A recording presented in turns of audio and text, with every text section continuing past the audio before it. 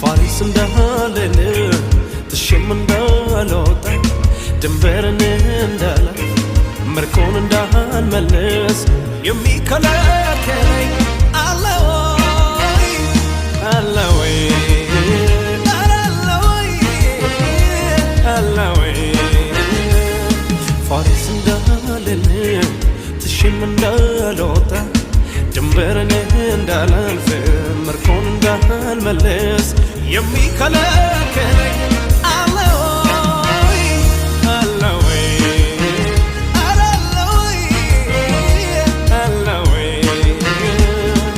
ቆሙ ሊቀቡ እግዚአብሔር ያየው ግን ሌላ ነበር እና የሰው ሰልፍ የተቀደምን ሊያስመሰለን ይችላል። ሰው ያሰለፈው ሰው መቶን ያቆመው ነገር እንደተቀደምን ሊሰብከን ይችላል፣ ሊነግረን ይችላል። ግን አንቀደም፣ ግን አትቀደሙ። ይኸውላችሁ ሐና አልተቀደመችም። ፍናና ደጋግማ ወልዳ ልጆች ነበሯት። ታበሳጫት፣ ታስቆጣት ነበረች። ሕልቃና ከ10 ልጆች እኔ እበልጣለሁ ብሎ ሊያጽናናት ሊያረጋጋት ሞክሯል፣ ግን አልተቻለም።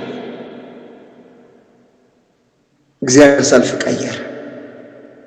እግዚአብሔር ሐናን አሰበ። የተዘጋውን ነገሯን ከፈተ፣ ፊተኛ አደረጋት። ታሪካዊ ልጅ ወለደች። የፍናና ልጆች ታሪክ አልሰሩም። የፍናና ልጆች ታሪካቸው አልተመዘገበም። የሐና ልጅ ሳሙኤል ግን ከዳን እስከ ቤርሳቤ የእግዚአብሔር ነቢይ እንደሆነ ታወቀ ይላል። የምስራች ያስቀድማችኋል። የተቀደማችሁም ይመስላችሁ ወይም ደግሞ ሰው እናንተ አትቀድሙም የሚል ንግግር የተናገራችሁ ተቀድማላችሁ። እግዚአብሔር ፊተኛ የማድረግ አቅም አለው። እግዚአብሔር ሰልፍ የመቀየር አቅም አለው፣ ጉልበት አለው። ማንም አይከለክለውም። የሚገርማችሁ ሐናን ፊተኛ አረጋት፣ ቀዳሚ አረጋት፣ አዘመራት። ልቤ በእግዚአብሔር ጸና፣ ቀንዴ በእግዚአብሔር ከፍ ከፍ አለ፣ አፌ በጠላቶቼ ተከፈተ ብላ ዘመረች። እግዚአብሔር ፊተኛ አረጋት። እግዚአብሔር እንባዋን አይቶ ፈረደላት። መገፋቷን አይቶ አስቀደማት። ኋላ የነበረችውን ፊት አመጣት። በታሪክ ፊተኛ ያደረጋት እግዚአብሔር። ሁላችንም ጠቅሳታለናና ባዘነባት፣ የተሰደበች፣ ሰካራም የተባለች፣ የተጣለች፣ ሰው ግፍ ያደረገባት እግዚአብሔር ደግሞ አይቶ ፊተኛ ያደረጋት እና እግዚአብሔር ያስቀድማል እላችሁ ፈልጌ። ያዕቆብ ወደ ላባ ቤት ሄደ፣ ወደ ሶርያ ምድር ማለት ነው። እና ሄዶ የሚገርማቸው በጣም ያዕቆብ የወደደው ራሔል። የያዕቆብ ምርጫ ራሔል ናት። ለምን ከተባለ ልያ ይላል መጽሐፉ አይነ ልም ስለነበረች ያዕቆብ አልፈለጋትም። እና በጣም የሱ ፍላጎት ያዕቆብ ፍላጎት ማለት ራሔልን የሱ ማድረግ ነው። ራሔልን የሱ ማድረግ። ስለዚህ ስለ ራሔል 7 ዓመት አገለገለ። 7 ዓመት አገልግሎ በቃ ቀን ተፈጽሟልና ሚስቴን ስጠኛለሁ። ላባ ነገር ቀየረበት። አይገርም? ስለ ራሔል ዋጋ ከፍሎ ልያ ተቀየራ፣ ተሰጠችው። ያልተፈለገችው ልያ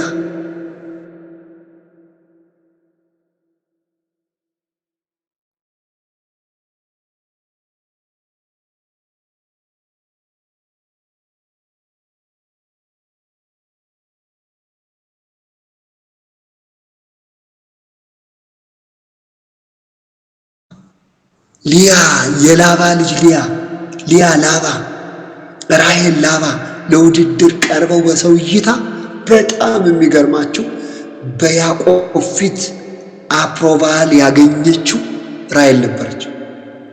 እግዚአብሔር ደግሞ አስቀደማት ልያን። ልያ የተጠላች መሆኗን ስለሚያውቅ ይላል መጽሐፉ እግዚአብሔር ማኅፀኗን ከፈተላት። ቀዳሚ ያረጋት። በሰው የተገፋችውን መጀመሪያ ያረጋት። ሰልፍ ቀየረ እግዚአብሔር። ሰልፍ ቀየረ እግዚአብሔር።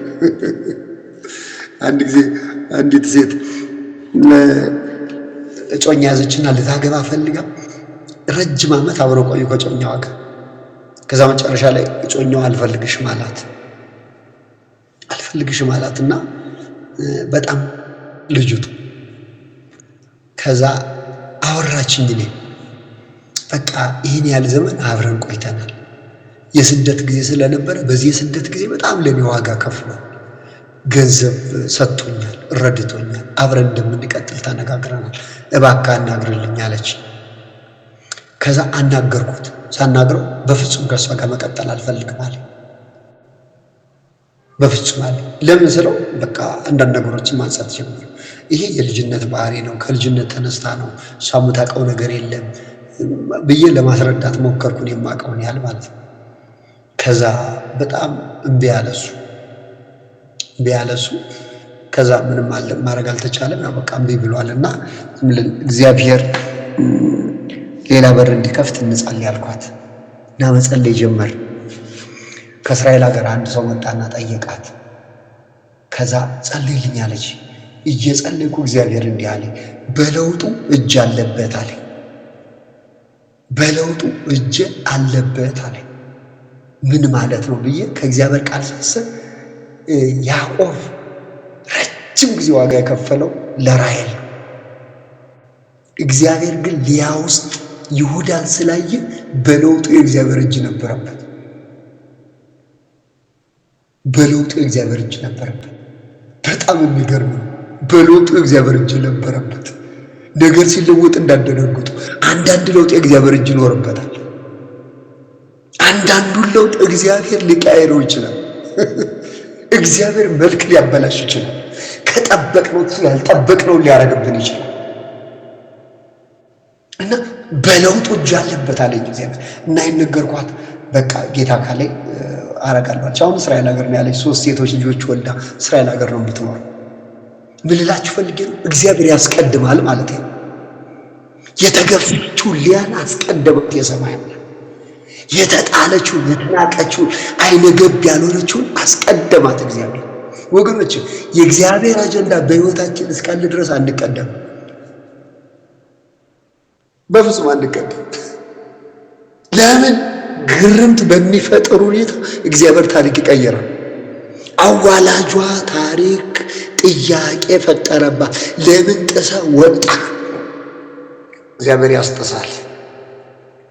እንዴት ያስጥሳል አናውቅም፣ ግን መላ አለው። እንዴት እንደሚያደርግ ያውቃል።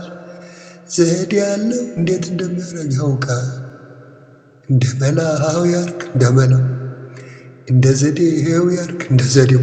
እግዚአብሔር መላ አለው። እንዴት እንደሚያስቀድማት አውቃ፣ እንዴት ፊተኛ እንደሚያደርጋት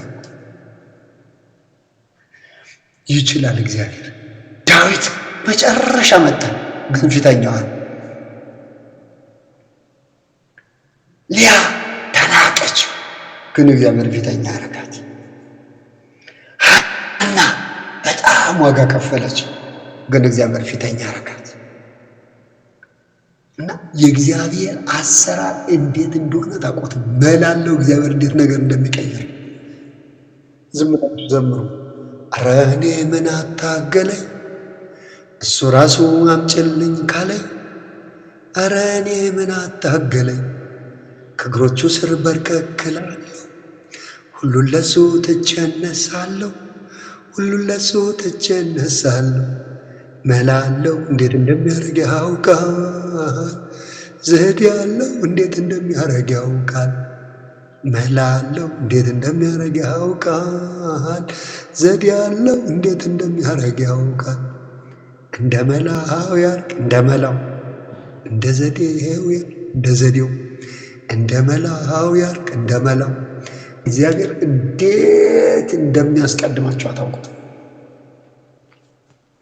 ይችላል እሱ። ፋሪስን ነገር ቀይሮ እግዚአብሔር አስቀድሞታል። እግዚአብሔር መጀመሪያ አድርጎታል። ነገር ተቀይሮ ቀይሮ ብዙ ነገር ቀይሮ በእናቱ ላይ ሞት ተፈርዶ ነበር። ያንን የሞት አዋጅ እግዚአብሔር ሽሮ ይሁዳ ትቃጠል ብሎ ነበር። ያንን የሞት አዋጅ ሽሮ